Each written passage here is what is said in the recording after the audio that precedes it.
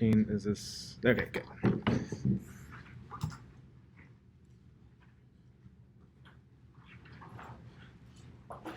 So I'll play with it when I get it after class. I'll get to send everybody an email. I don't know why I sent everybody an email, but I sent out an email on what to do if there's an issue with Pearson. So what I negotiated was, you guys have to file a complaint with them, and you got to wait a day. If they don't say anything, if they fix it, fine. If they don't fix it, which seems some of them are not fixing it, then let me know and I'll escalate the complaint. You should just go ahead and escalate. I wanted to do that, and they refused. So they gotta wait. They said you have to wait a day. I'm like, all right. But anyways, anybody have any questions or anything before we start? So quite a bit of. If you're wondering, like, man, why would this guy get a PhD in this stuff? Like some of the stuff right now, probably up until we get to about chapter 8, it's kind of boring. As much as I hate to say it, if you take a speech class, never say that apparently. So, I mean, this stuff is important, but it's like, why are we learning? This is still the beginning stuff. To me, when chemistry gets fun, is I like the quantum mechanics stuff. I like the reason why things bond, and I like playing with lasers. So that's when like it gets cool. This stuff is important, but it kind of drags on. Like I said, I'm getting excited to some of the later material. So we left off last class is talking about measurements, and we have a way of knowing how well we know something in terms of measurements, and this is by significant figures, or sig figs for short. So to start off with, all non-zero digits are significant. Interior zeros are significant. Leading zeros to the left are not significant. Trailing zeros to the right after a decimal point are significant. Before a decimal point and after a non-zero number are significant. And trailing zeros are before an implied decimal point are ambiguous and should try to be avoided. And also what I mean by this, you have a number like 10,000. This is what it means by ambiguous. We don't really know how many sig figs that has by the rules. This should be 1, but if you put a decimal point there, that implies that there's 5. So what I mean by this is significant, and these are not significant by saying 1, and by saying 5 are significant. That we're very sure that this is 10,000, at least to the ones place. And then finally, exact numbers. So saying like I have 2 hands, that's not 1 sig fig for 2, that's infinite. So those are known as whole numbers. So whole numbers, exact numbers. They do not carry sig figs, and if they have any sig figs, it's infinite. So let me show you what we mean by this. How many significant figures in each of these? These are not significant, but 1, 2, 3, 4. So these 4 are significant. So this one here has 4 sig figs. So the ones before the numbers are not significant after R. This one here, these zeros are in the middle. So this one has 5 sig figs. So it has the 5 and the 3, and the 3 zeros in the middle are significant. So this one has 5 sig figs. So are you guys following? Okay. 10 decimeters equals a meter. That is a whole number. That's an infinite. So that's a relationship. That's an exact number. 1.000 times 10 to the 5th seconds. All of these are significant. There are 4 sig figs in that number there. And here, these numbers are not significant. This only has 1 sig fig, just the 2 at the end. And 10,000, you really don't know. Probably 1, because the zeros to the right of a number are not significant, unless it's like If it's like that, then you definitely know those are significant. But if there's not a decimal point, you have really no way of knowing how many significant figures there are there. So, any questions with any of this? Pretty straightforward. Of course, it's more fun when you do calculations. So here are the rules for significant figures in calculations. So multiplication and division, you go with whatever has the lowest number of sig figs in your calculation. So for multiplication and division, for these three numbers, this has 4, 5, and 2. The answer is rounded to 2 sig figs. Also, round the answer at the end, not while you're going through. So rounding the answer in the middle of the calculation, that creates something called truncation error. Truncation just means you cut off the end. So the important to round at the end. Same thing for division. Here's 5, here's 3. We round the answer to 3. For addition and subtraction, you truncate the answer to where you know the lowest measurement. So for here, if you're adding these numbers together, this one here you only know to the hundredths place. That means that, oh, this one here is to the thousandths and this one's the 10,000ths. Since you only know this one to the hundredths, you can only be sure of your answer to the hundredths place. So you have to have your final answer reflect that. Same thing with subtraction. This measurement's only down to the tenths place, which means you don't know what this value is. So when the answer is reported, it can only be sure to the 10th place. So you have to keep track, for addition and subtraction, keep track of which value you know to what degree. And also for rounding, there are some places where you round to the nearest even number. We don't follow that rule. But most places you round up. What I mean by that, if the answer is 8.5, you would round up to 9, rather than some conventions say you round to the nearest even number. So if it's 8.5, you round down to 8. So, but for this class, we always round up. And also, I mentioned this before, avoid rounding error, round at the end. So let's do this for some of the numbers, or for some calculations. So first of all, sorry I have to sit down because the surface right on, usually I have a podium, but oh well. When you do these, the two most common mistakes that I get as students, so this is my 14th year teaching, one of the most common is, of course, you put the numbers in the calculator wrong. That's a very common mistake. And the other most common mistake besides that is order of operations. Order of operations. Very, very common mistake. First is in the parentheses.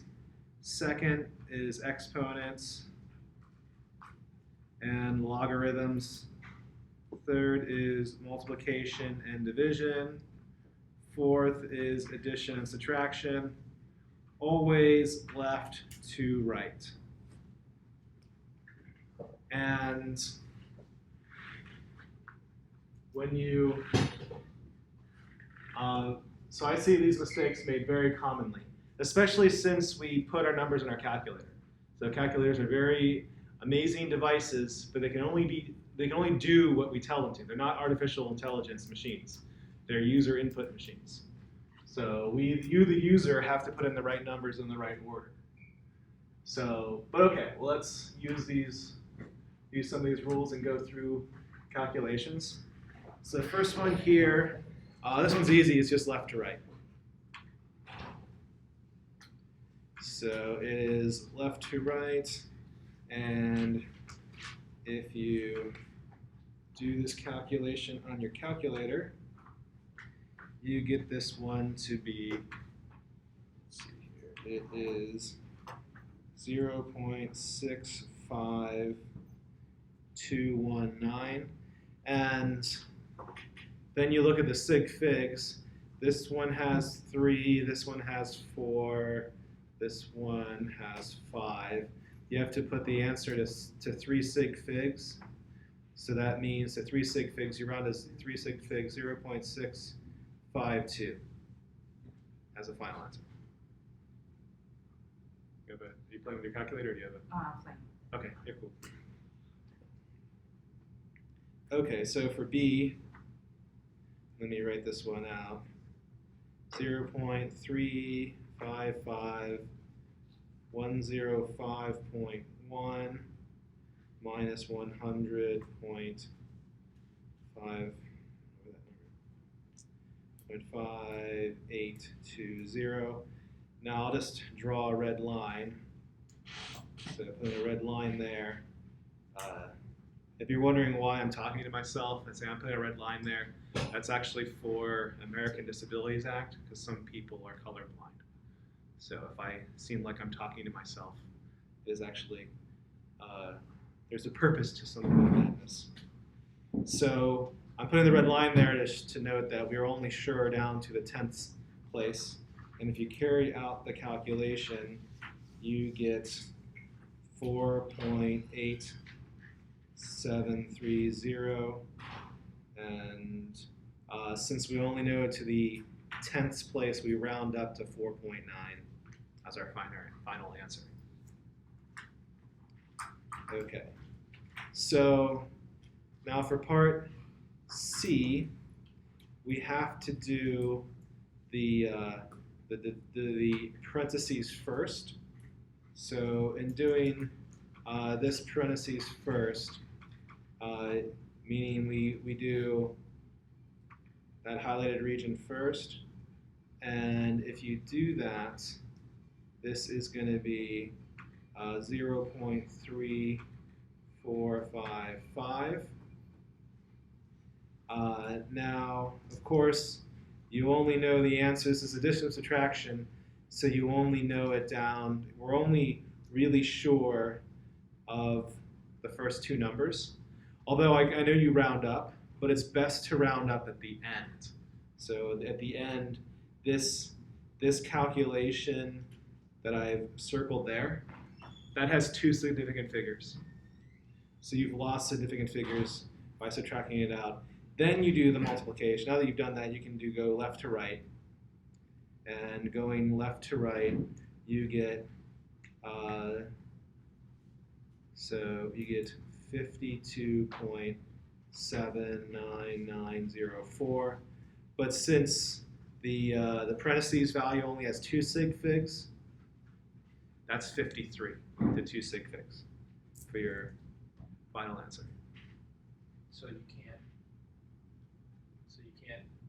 just put that thing in your calculator as is with the parentheses and everything. You can. But then you wouldn't get the then you same wouldn't sig get the 2 sig figs. figs. You get. Yeah, that's what you gotta watch out for. So which way is more correct? That way. Go this way, the way that I just did, the way that I taught. But I mean, That does make calculations kind of a hassle because then you have to do. You gotta break up your parentheses equation. yourself. Yeah. most of the time, you can just throw it around your calculator, right? Most of the time, you just throw it in your calculator and not worry about it. This is kind of a more difficult special case. I mean, it's one of those, and it's also, I mean, these numbers are really close, right? I mean, what are the chances that numbers are going to be this close anyways? It's only if you're comparing two measurements that are close together in the same machine, right? So with bearing that in mind, you're already cognizant of the fact, like, okay, I need to watch out for these sig figs. If it's just two random numbers that don't really relate to each other, like if I'm subtracting the distance between here in Foodland and here to Los Angeles, you know, I'm not gonna think, oh, I better make sure I'm getting the right number of sig figs. You know, it's gonna be pretty obvious. Right, this to the fact that these are so close together and that they were likely measuring something that's very close anyways. So, but to answer your question, you can more or less just brainlessly put in your calculator with a few provisos. Oh, it's because in our lab, he said to just throw it all in, answers of it. Yeah. You want it this way, though. This is the most correct way. Huh. And like I said, this is relating to things that are very close. Usually, under most circumstances, you do not lose significant figures. But the purpose of this discussion is to talk about significant figures and what it means to how well we know information in science. And so that's what I'm teaching is that. So for the applications that you have in lab, I mean, like, for instance, if you're working with the scales, I mean, you have scales that are going to have things that are close to mass. You know that down to the milligram, right? So then you just adjust your answer to the milligram. So having to go through this painstaking level of detail is not always needed. So, other questions? Okay. You thought that one was confusing. Wait till you see this one.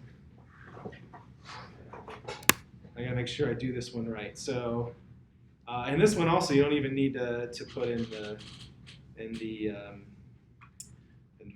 whatever. You don't need the parentheses here. But if you do this one first, so carrying out this operation first. Actually, let me change the pen color. So during the parentheses, if you do this calculation first, you get the answer to be 8.162. Now the problem is that this 8.162, let me zoom in.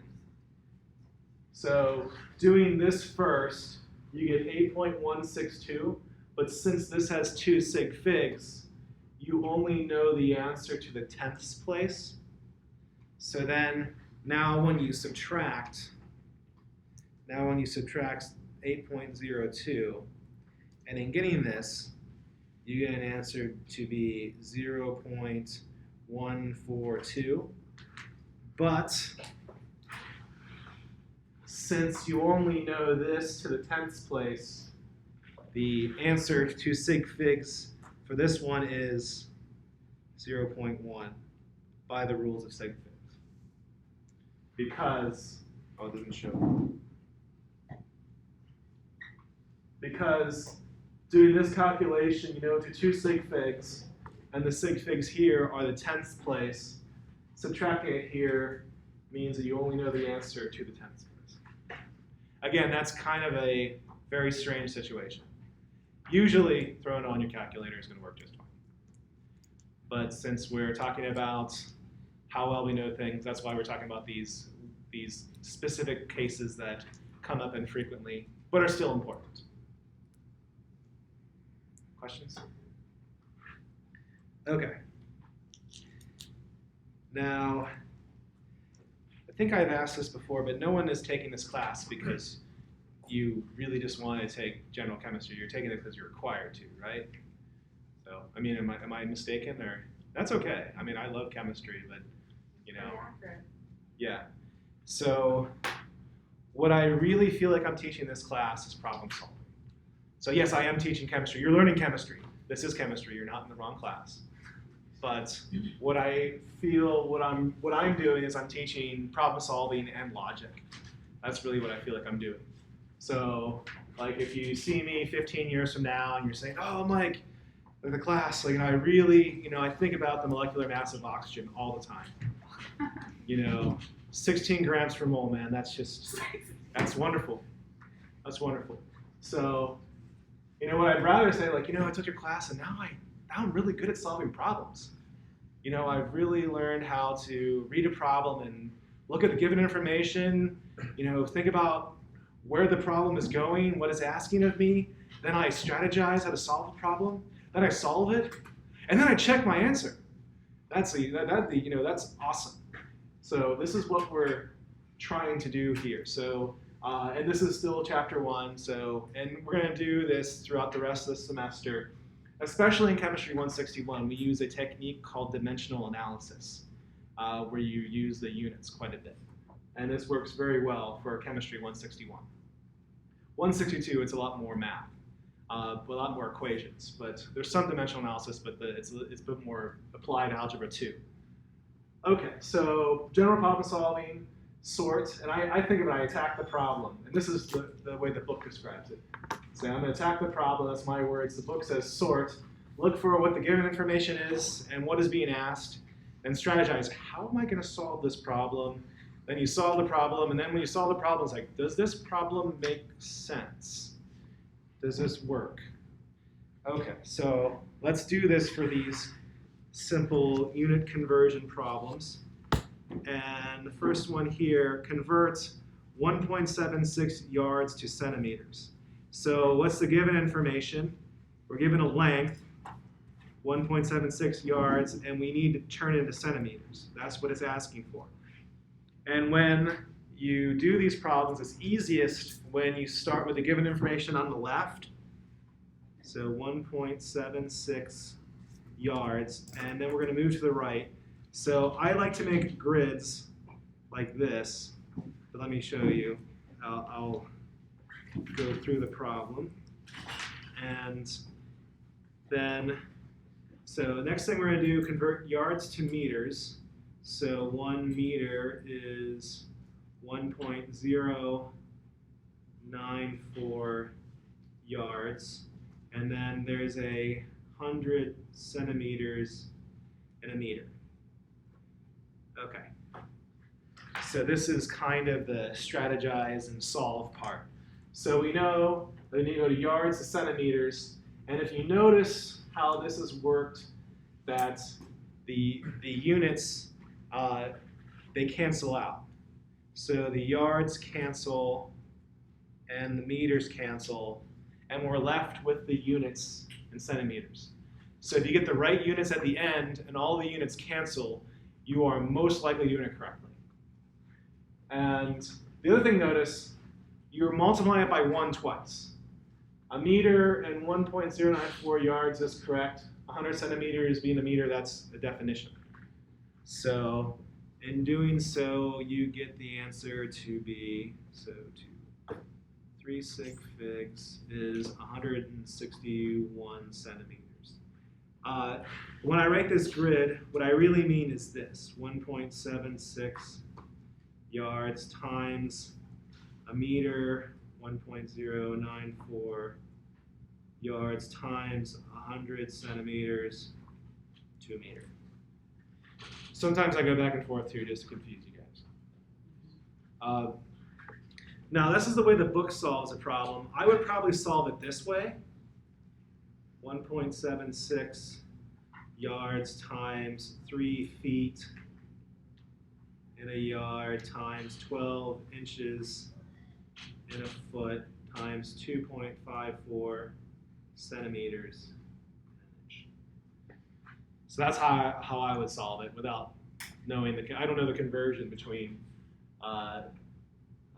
yards and meters. So notice yards cancel, feet cancel, inch cancels, left in centimeters. So there's more than one way to solve a problem. You can solve it multiple ways. As long as the units work out, it'll all work out fine. And the other thing to know, okay, so let's check, does this answer make sense? So, I mean, here's a yard, it's about this long. A meter is slightly longer. I think a meter is about 39 inches. So a yard is 36 inches. So 1.76 yards is about 1.6 meters. So since a meter is slightly bigger than a yard, then I would expect the number to be smaller. And also, so this is 1.76 yards, and I can divide by 100 in my head, 1.6 meters. That's about right. So to me, this answer makes sense. So that's what I mean by check. Does your answer make sense? I think this answer makes sense. So, questions so far? Okay. Isn't this fun? No, it's not really. Last. It gets more fun. You have to bear with me till we get to bonding. So, I mean, this stuff is important. You need to know how to problem solve. You need to know what significant figures are. But it's not the most fun stuff yet. I understand. Okay, 1.8 quarts to cubic centimeters. So, same idea. Unit conversion, 1.8 quart.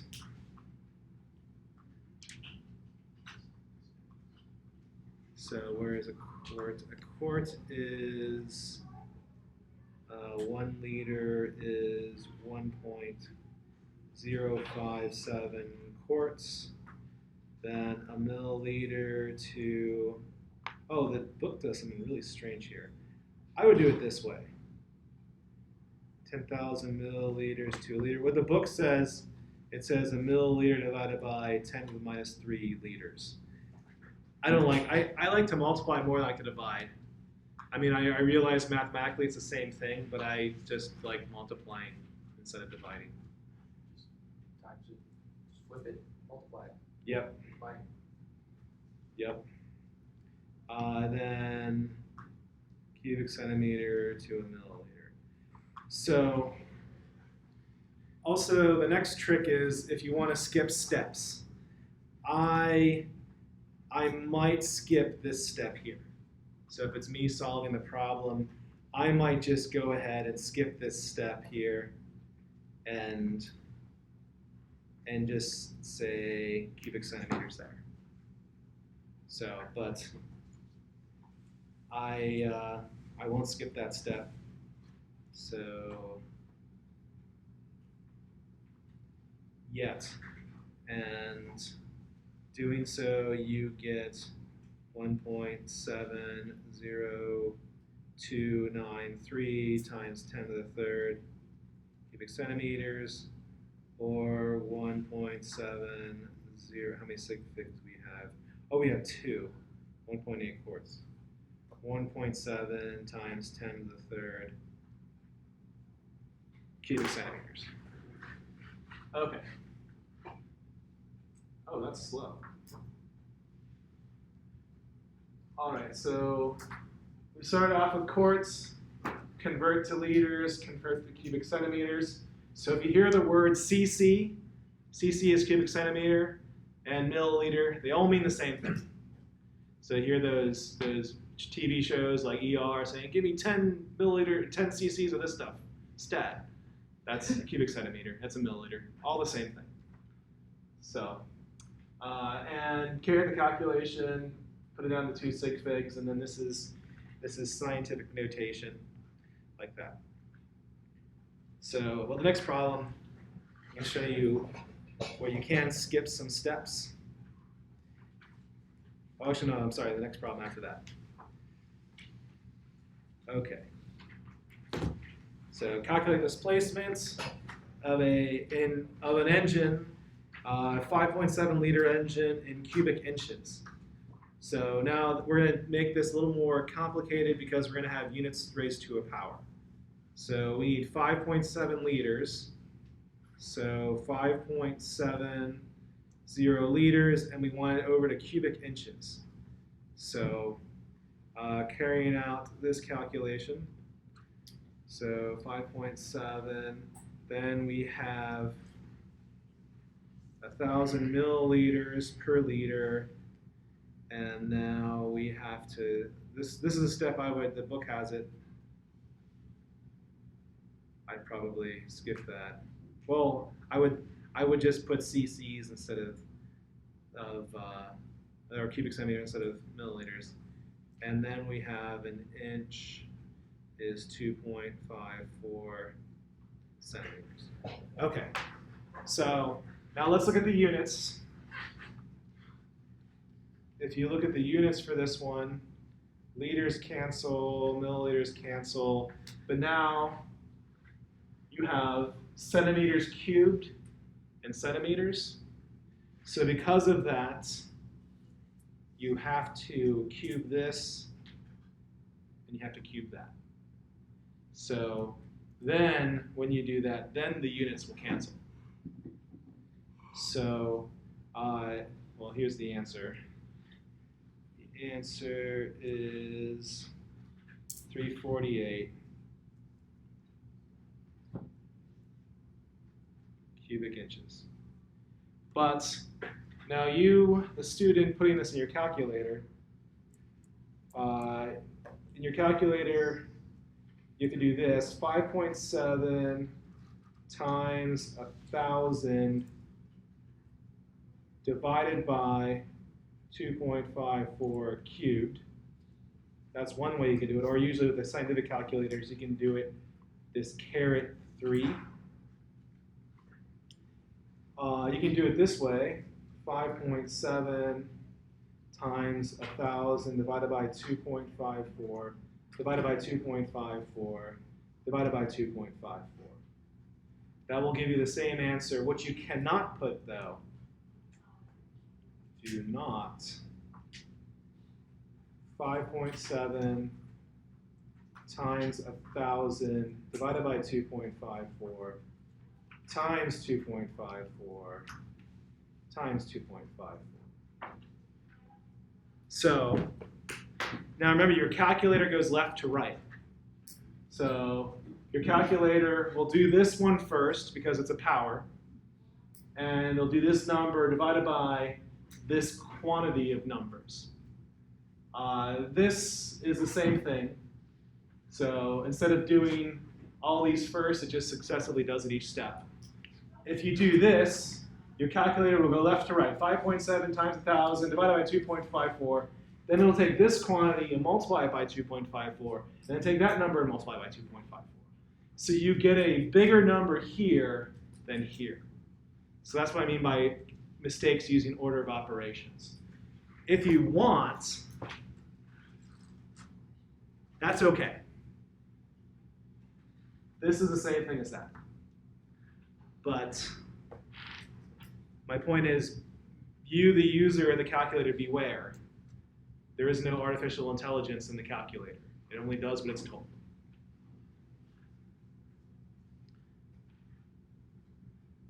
And actually right now, there is no AI that can do chemistry. Chemistry is only a human thing. For now. Yeah, for now. So, like a problem like this, AI couldn't solve it. Or at least, I mean, you could program something to do this. You can make a program. I can use Excel, right? I can make an Excel spreadsheet that will convert liters to cubic inches. But having the same AI do these two problems, we do not have the intelligence of the computers yet. So we'll see. But have you noticed there's some things that, like, are you a robot or not? There's some things that humans can do very quickly. We're really good at visual things. So, like, I hate this too. It's like, show me pictures of bridges. Isn't that what they, or stoplights? Yeah. I'm like, come on. Or crosswalks. I mean, it's easy for a human to do, but, like, of course, sometimes you have, like, a bike pedal and, like, oh no, you missed a square over there, and, like, you're not a human, you know. They made a game where you untangle proteins or something. Yeah. And then, because it's a computer that can do it, so they got people to play the game to untangle it for them. Oh, really? Yeah. There's lots of things. Categorizing galaxies is another one. I mean, humans can do it like that, but computers have a really hard time doing it. But who knows in the future? We'll see.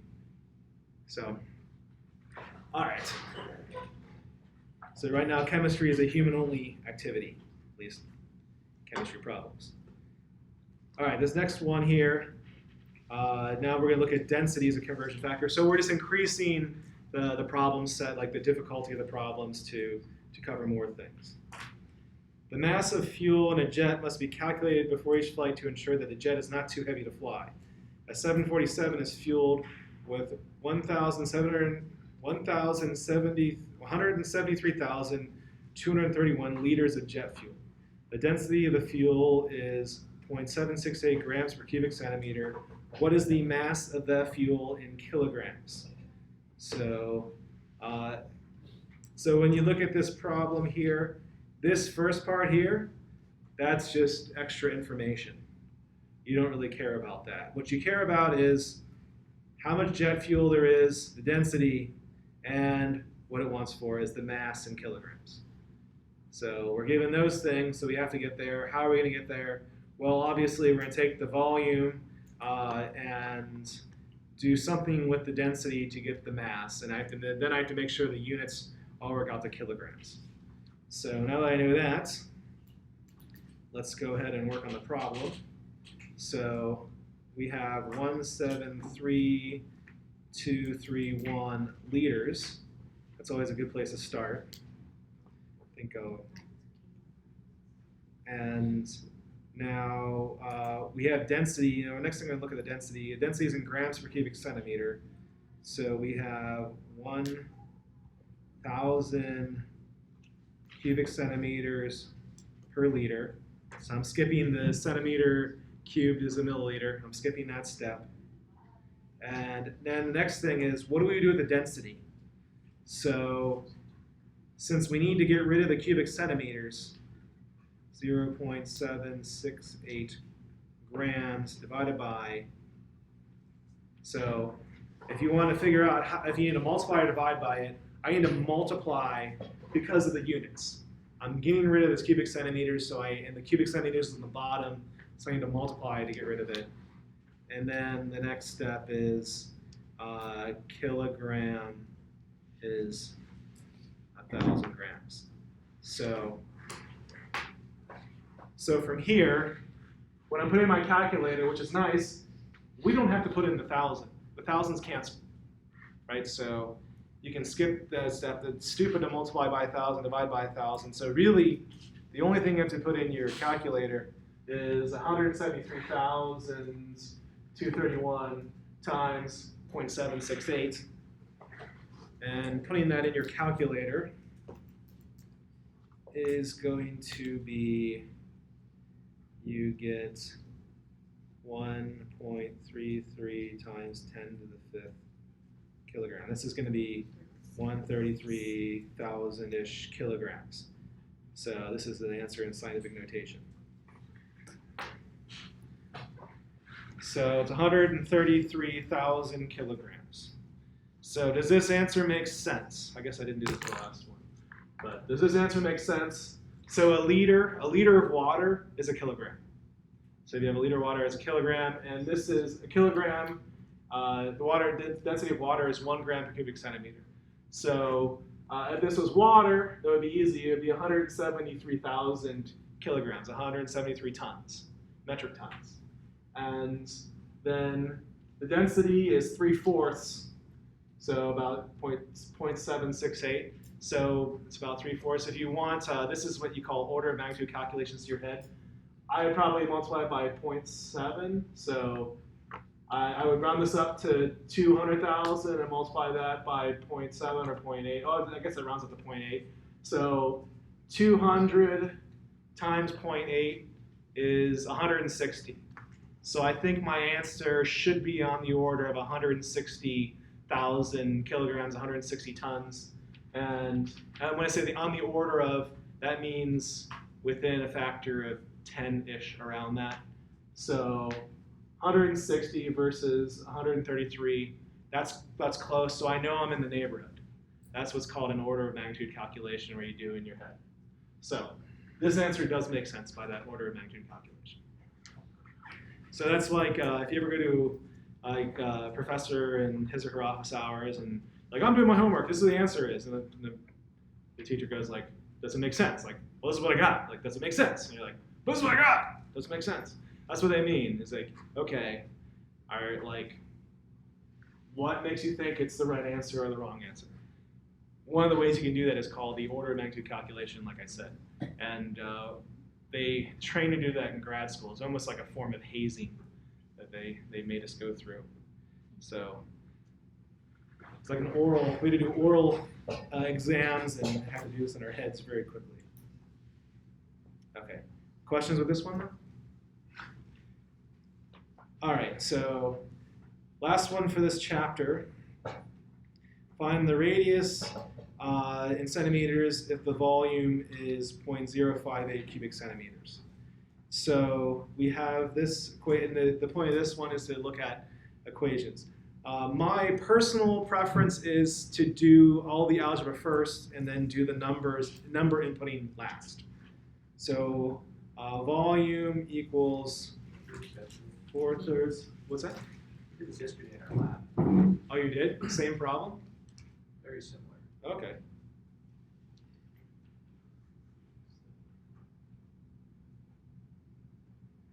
Well, then it's very well aligned to this It class was thing.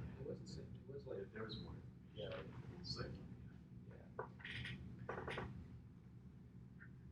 So we have to solve for R. So what you can do is you can do volume. This is the long way of doing it. Then you do 4/3 pi equals R cubed. And then it's divided by 1/3, 3v over 4 pi.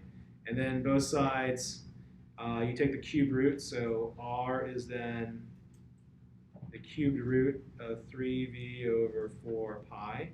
That's by doing it step by step. What I tend to do, so.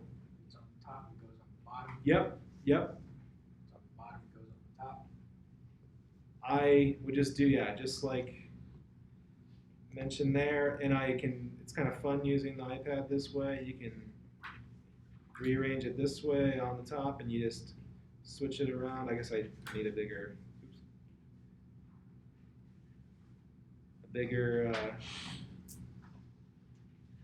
line there. And well, how do you get rid of the cube roots? To the 1/3. Yep. Take this all to the 1/3. So taking something to the 1/3 power is the same thing as a cube root. So in your calculator, you can put the caret 1 divided by 3 like that in your calculator. Because the cube root function is frequently hard to find, so you can just do the caret 1/3. You can also, if you don't have that, you can do the caret and do 0.33333, as many numbers as you want to push with your button. So those are the two ways you can do that for calculating. And so I personally like to do the algebra first. So let's say we're doing the problem the other way. I would put in the number for volume, put in 4/3 pi, and I would calculate it out, and then I'd have the volume, then a string of numbers R cubed, and then I would take that string of numbers divided by the volume, then I have another number, then I have to do the cube root of that number, and that's just too many times I use my calculator. Because I make mistakes too, and putting my numbers in the calculator wrong is a very common mistake that I personally make. So I would rather do all the calculations, putting numbers in the calculator at once, because if I screw up, then it's easiest to find it in one step. So like, all right, I messed something up. Okay, does the algebra make sense? Okay, that makes sense. Okay, I did something wrong with the calculator. Like, oh, I missed a minus sign, something like that. Okay, so let's put this in the calculator then. So you have R is 3v over 4 pi to 1/3. So that's 3 times 0.058 centimeters cubed all over 4 times 3.14159, however many times you want to put it, the 1/3 power. And you put it in your calculator. What is the answer? It is going to be 0.24, and the units are plain old centimeters. Because taking the cube root of cubic centimeters brings it to centimeters. So, questions with this one? I'm going to post everything, but you're welcome. You want me to pose for the camera? I'm way more likely to look at my phone than to get on my laptop and look at this. Okay. As you wish. I know. So, other questions? I guess there wasn't a question. Okay, so then that means we're done with chapter 1 and on to chapter 2. Atoms and elements. So, in my teaching career, I've only met 3 people that said they'd never heard of atoms. And one of them was at a gathering of students, and was a grad student, and the grad student was also heavily intoxicated. And I think the student just wanted to argue with me. It wasn't my student, it was a grad student. This is at UH Manoa on Friday nighs. They have a lot of time. Departments have gatherings, and the oceanography one is a lot of fun. And so if you're ever there, you can check it out on Friday nights. It's been going on since the 70s. Okay, but I mean, more or less everyone kind of said, okay, we know what atoms are. We agree that they exist, and it's not a big deal. But in the 1850s, this was a huge deal.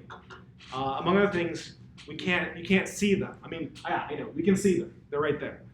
These are images of atoms. So this one right here, this is a scanning tunneling microscope image. I can tell by how it looks.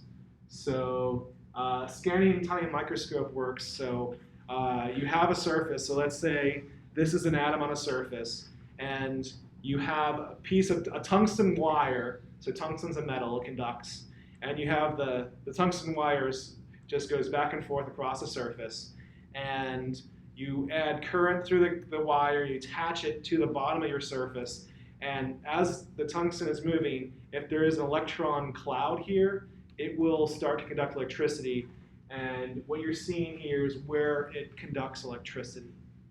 And and also a piece of tungsten, it's not going to be like a straight line of atoms. It's more like a bunch of grapes. So imagine a bunch of grapes going back and forth across the surface. So if you have a bunch of grapes, and the grapes have some on the outside, and as you're approaching the atom, you'll get a signal, a weak signal from the grapes on the outside, and then when the bunch of grapes is over the top, you get a big signal, and as you're going over it, you get a weak signal. So because of that, the atoms look like pimples. Okay, atoms are really kind of spherical, but when you use this apparatus, the scanning tunneling microscope, rather than looking like a ball on a surface, the image looks more like, it doesn't even look like that. It looks like kind of a pimple-like shape, and that's because the piece of tungsten is actually more like a bunch of grapes than just a wire. So the bunch of grapes, you get a little bit of signal from those outside atoms there, and so then it corresponds to the signal down here, like that. That's the reason why these images look kind of funny, is because it's an artifact of how we measure them. Now this image is probably an AFM, atomic force microscope. The way these work, you have something that looks like this, like a pick, and then you have a laser, usually a red helium neon laser, that shoots off the surface, and then it gets to a detector. So you have this pick that's shaped like this, and this scans across the surface, and you have a laser shooting off of it over here to a detector. And when you have something on the surface, so it scans, it goes up, and like that. So this is how it detects atoms that way, and it sees the atoms as little blips. But since it pops up and you're looking at the laser pulse, and where the laser's going, they look kind of like candy corn. Like I see these, it's like candy corn. You like candy corn, like upside down candy corn? So this is kind of weird. Like it's one way you can tell what you're using to scan things. This is probably an AFM because they have these sharp pointed points like a candy corn, and this is probably a scanning tunneling microscope because they look like pimples. Pimples and candy corns. Yep, that's what atoms are, pimples and candy corn. So, but my point is, we can see them, or at least we can image them. So we know that they're real. So atoms are, of course, are tiny. We see with visible light, and you can fit about 1,000 atoms along one wavelength of light. So you will never be able to see an atom. Well, the exception to that might be a neutron star, like a pulsar. You could argue that's an atom, but that's kind of a very, if you got close enough to see a neutron star, you'd be dead from the radiation anyways. So, but we won't be able to see at least the 118 elements that we know of. So, okay, so, but Dalton came along. Dalton's atomic theory, so, well, let me back up.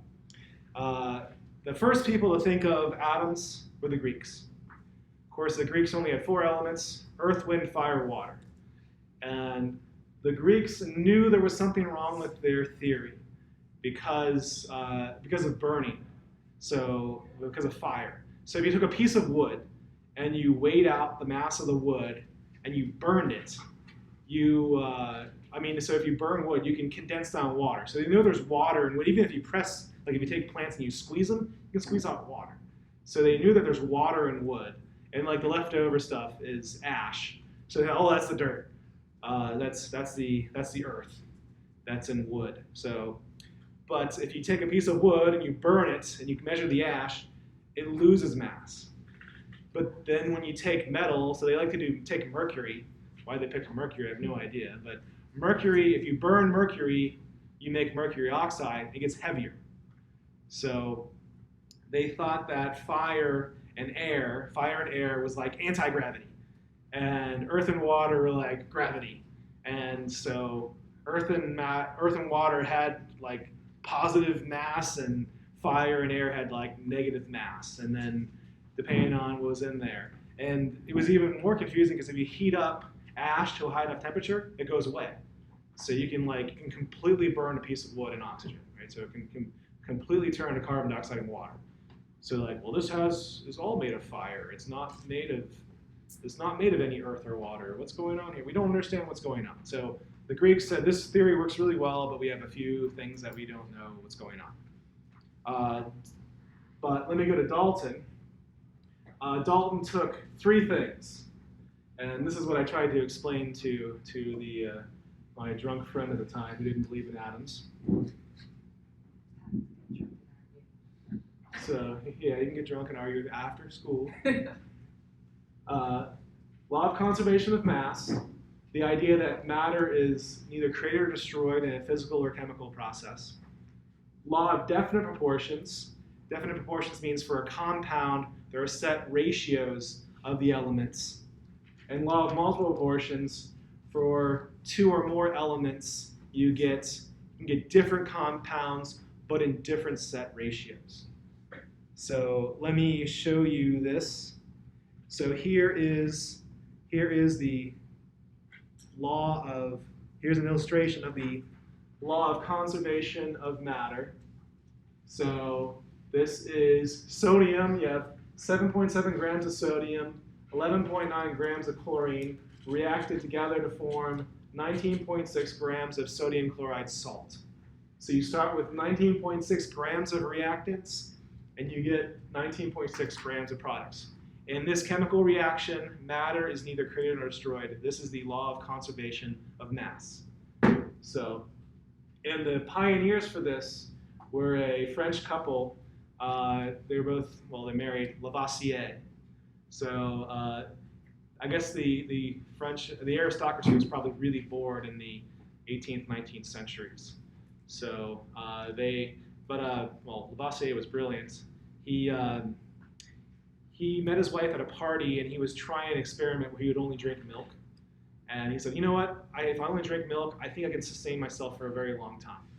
And his wife thought that was cool. They ended up liking each other, getting married, and then they spent the rest of their lives doing chemical reactions and processes together and weighing things, and then coming up with the law of conservation of mass. So, for instance, say we talked about burning a piece of wood.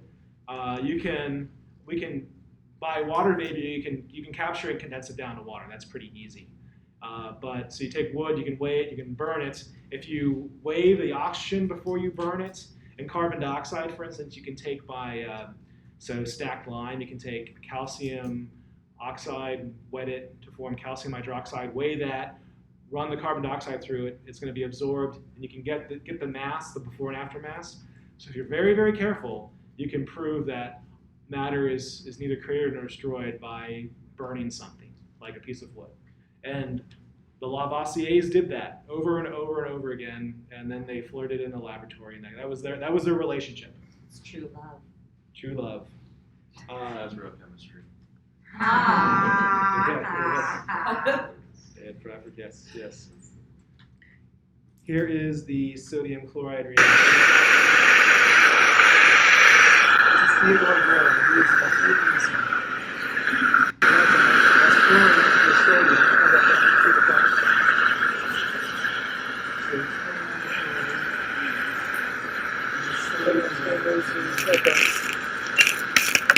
Everyone back. Everyone back.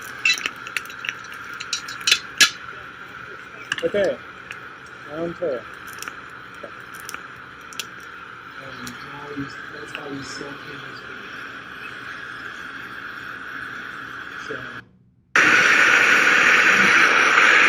So this guy, he Okay.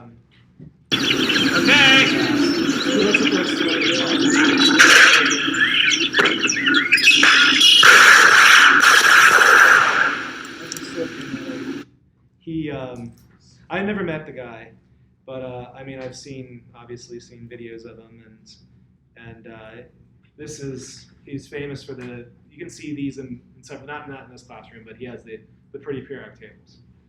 So the guy is Theodore Gray.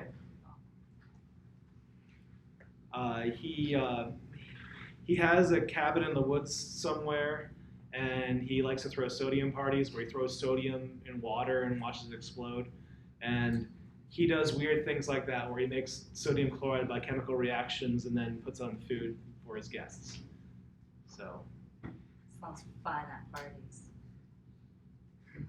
Well, I mean, he's also, he's like an old kind of like 50s, 60s bearded kind of portly fellow.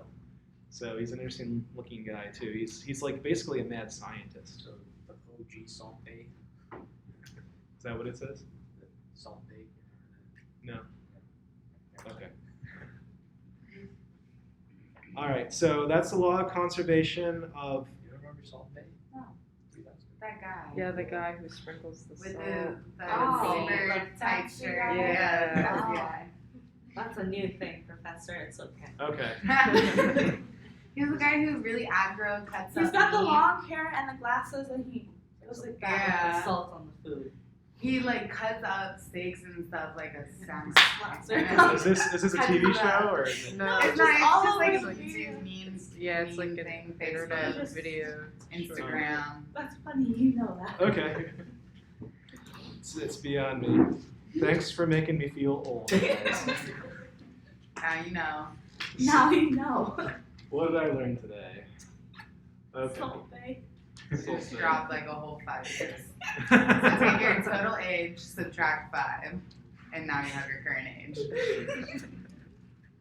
I wish that were true.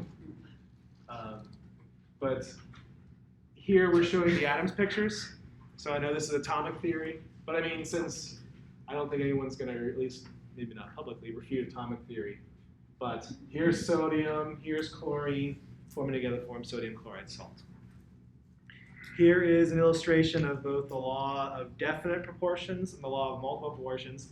This is the law of definite proportions. So the carbon dioxide compound has the 1 part carbon to 2.67 parts oxygen by mass. So that's definite proportions. And definite proportion here, that 1 gram carbon to 1.33 grams oxygen for carbon monoxide. The fact that we can form 2 different compounds by using the same elements but in different ratios, this is the law of multiple proportions. So that's what Dalton did. He took these 3 parts, conservation of mass, definite proportions, multiple proportions, and came up with his atomic theory that each element is made of tiny indestructible particles called atoms. So, and this part is wrong. They're not indestructible. We can break apart atoms. So what Dalton thought, he thought it was like the ball pit in McDonald's, right? So like you have these tiny balls and they're indestructible of sorts, but each element has its own indestructible sphere, and they have different properties. So the green one would be different than the red one and the blue one, but they're all the same. All the green, all the red, all the blue, each of those of the same element are the same. They're indestructible, and they have different properties. He was right about the atoms, right about the different properties. He was wrong about them being indestructible. He was wrong about them being the same. That each atom, you can have different number of neutrons in an atom. Those are called isotopes. So there is some slightly different properties of atoms in the same element by their isotopes, by the number of neutrons they have. So, and then atoms combine to form whole numbers and to form compounds. That's correct. One element cannot change another element, and the chemical reactions, they only exchange how they're bonding with each other.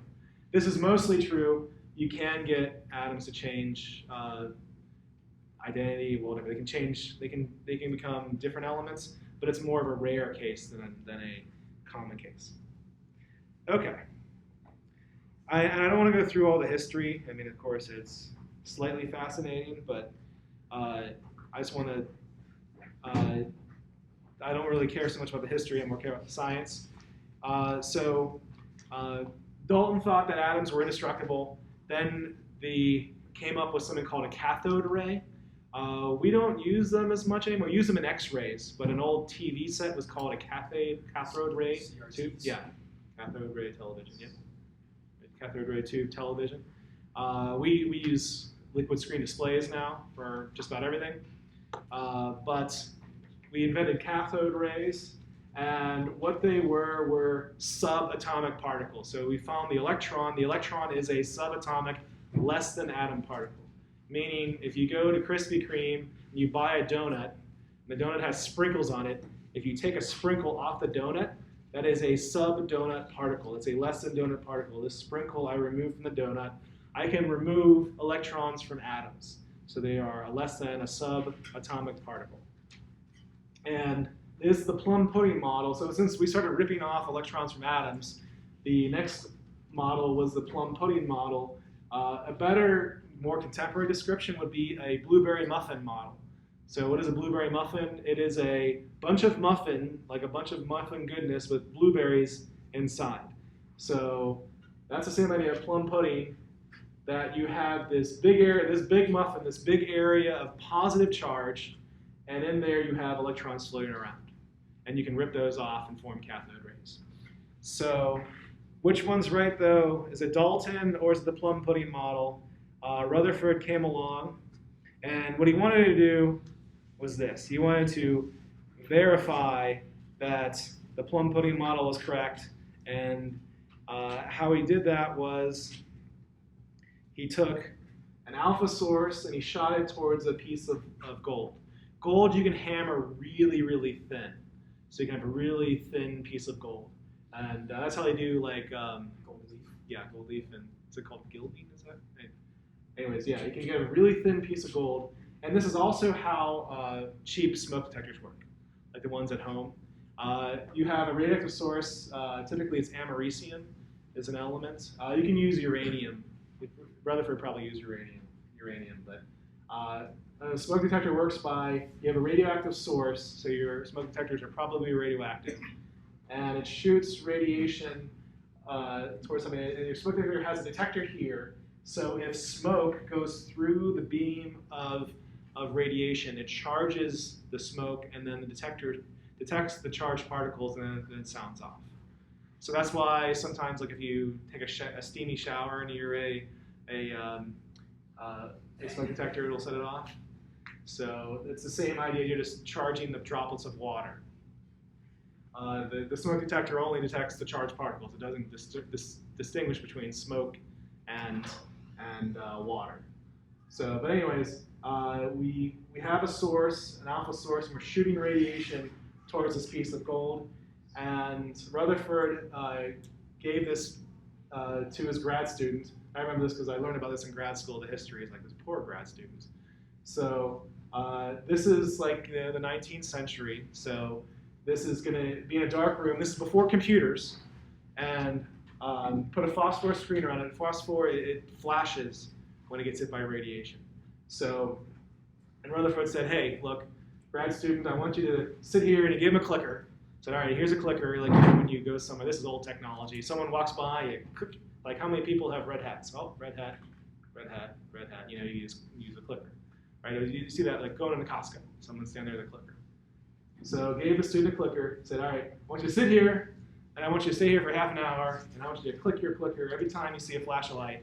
And then I want you to come here, and I want you to do that again, and then do it all the way around. And when you're done, I want you to compile the data, put a nice chart, and give it to me, you know, without the use of computers, because we don't know what computers are. This is 1850. So do that and give me a chart, and let me know what happens. So the grad student does that and spends a little time collecting data here in the dark with his clicker and writing down the data, making a chart, and gives it to Rutherford. And Rutherford says, "This is wrong. It's completely wrong. You're an idiot. Do it again." So grad student goes through and does it again, gets the exact same result. It's like, come on, I'm giving you a simple job and you're not doing it right. And the grad student's like, hey, look, Professor Rutherford, you're there in your tweed jacket, smoking your pipe and drinking coffee with your colleagues. I'm in this dark room. You can watch me do it. I'm doing this right. So why don't you try it out? And Rutherford's like, maybe my grad student was right. So what the result was, what Rutherford thought was going to happen is that everything was just going to fly right through. This would be an easy experiment. What he found out was that most of the radiation did fly through, but that much of it was being deflected off the sides. And so what Rutherford was hoping to confirm the plum pudding model. Maybe he would show that the Dalton model was correct, that atoms are indestructible spheres. Then all the radiation would just be shined back. If Dalton's theory is correct, they would all shoot. Nothing would penetrate the gold. It would just get shot off at all angles from the gold because they're little tiny spheres, so they can be deflected at really any angle. So what Rutherford said, maybe what's going on is the atom is got a really strong positive center, I'm going to call it the nucleus, and then the rest of it is a diffuse electron cloud around it. And that is close to what we have today. So the current model of the atom is known as the quantum mechanical model, which we will cover in Chapter 8. So we're not going to cover that right now. We'll cover the current model in Chapter 8. But this is still, it's still a pretty good model. The idea that and this is true, of course, that most of the matter of an atom is in its center, in its nucleus. That's where the positive charge is, and then the electron cloud is outside the nucleus, very diffuse. So here are those subatomic particles. So protons, neutrons, electrons. So this is what you can break an atom into. And a couple things to note. So a neutron is slightly more massive than a proton. And that's also, if you take a neutron and you let it sit outside of an atom, it'll turn into a proton and an electron. Probably a process called beta decay. So neutrons are slightly more massive. The mass is atomic mass units. This is based off of carbon-12 being 12 AMU, atomic mass units. And the charge of an electron is minus 1.6 times 10 to the minus 19 coulombs. An amp, like 1 amp of current, is a coulomb per second. So an ampere of current is a charge of 1 coulomb per second. And a proton is exact opposite, positive 1.6 times 10 to the minus 19 coulombs. So relative to their plus or minus 1. And when we get to talking about atoms, this is when we talk about them in a nuclear sense. Normally, you just see an atom and then you have its chemical symbol, or an element. What defines an element are the number of protons in the nucleus. So the number of protons define an element, and so the number of protons and the chemical symbol are redundant. So we don't necessarily have to include both of them. The top number, though, this is known as the mass number. It's the number of protons plus the number of neutrons. And for simplicity purposes, we just give a proton and neutron a mass of 1 AMU for those cases. We do not include what's known as the mass defect, because protons and neutrons have different masses depending on what environment they're in. And then I'm sure this is the first time you've seen this, but here is the periodic table. Thank you. So what do you mean periodic table? A period is a row. So there's 7 rows, and the periodic table, the periods are the 7 rows in it.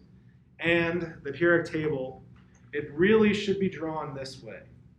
You should see it drawn like this, but we do not draw it that way for one simple purpose. We don't think it's very pretty. So this part right here goes right there. And we like things that are in the golden ratio or close to it. So this, did I turn this on? Okay. So we think that the golden ratio is pretty. Golden ratio, like our arms to our legs, is in the golden ratio, and it's about like 1.6 to 1. It's like, I mean, most everything you see, my MacBook, this is not quite the 3 to golden 5 ratio. or 5 to 3 or something. Yeah, we like things in the golden ratio. So what we've done is taken this middle part and put it below and chunked it together so it fits nice on a piece of paper and it looks pretty. So that's the first thing you notice is it looks kind of funky. The next thing you notice is, what the heck is this stepladder here?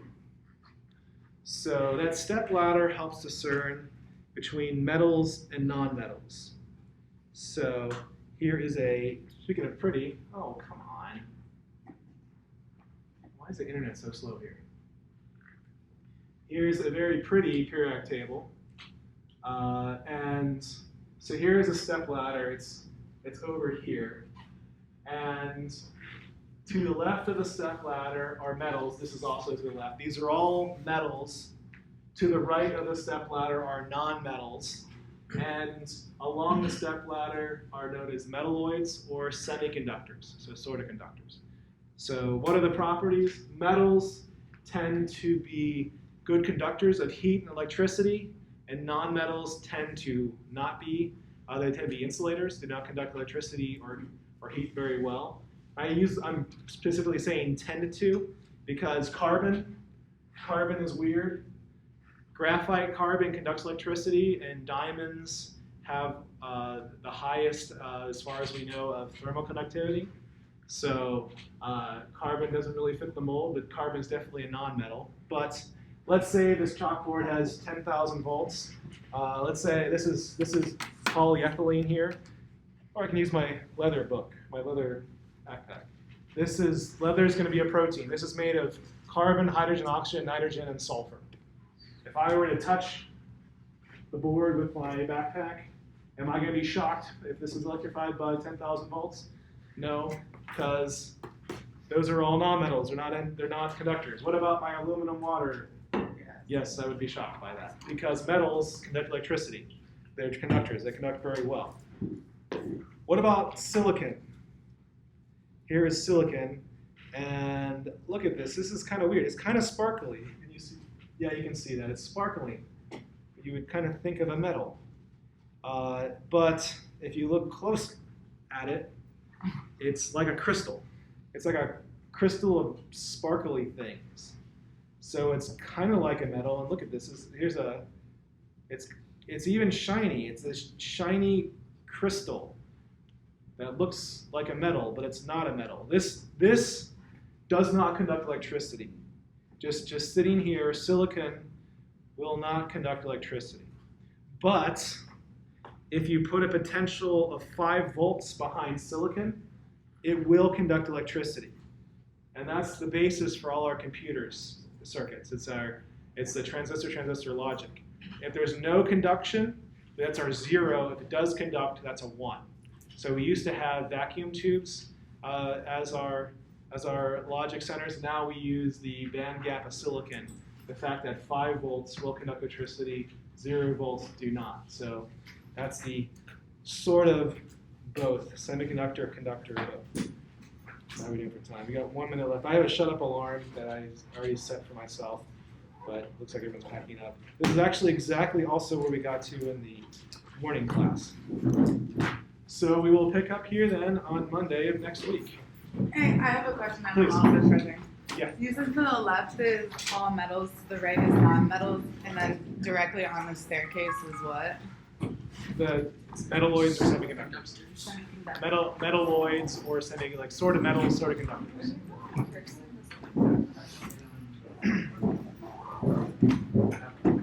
have a question about the assignments. Yeah. I log on to Pearson. I figured out I got it. But my assignments aren't available like his. I logged in there now. Is this what that website's supposed to look like? When you can access like the e-text? It's not available Yeah, to because you? I was on No, it I keep and I got signing an up, email so and it told me to use Okay, like the right. what is Once the you use URL? the Are like you the going to Ferguson's Pearson like number MyLabs.com? code, you do that when you sign up. And then I got sent something saying that I wasn't in the class yet when it gave me that code and then I just activated it. So when I called them, they were like, if it's not People coming say up that for they you, you can't need to share use PearsonMyLabs.com. Some do. Are you going to MyLab? Where- Are you going to masteringchemistry.com? Are you going to MyLab I Pearson? borrowed the school library last, or the school iPad last class, and I couldn't get on my either. I don't have a computer. Try typing in my PearsonMyLabs.com. It was Pearson My Lab. Okay. I don't know what's going on. My Are lab. you still not getting access? No, I'm getting access. Uh huh. I'm just Oh, I gotta turn this up. like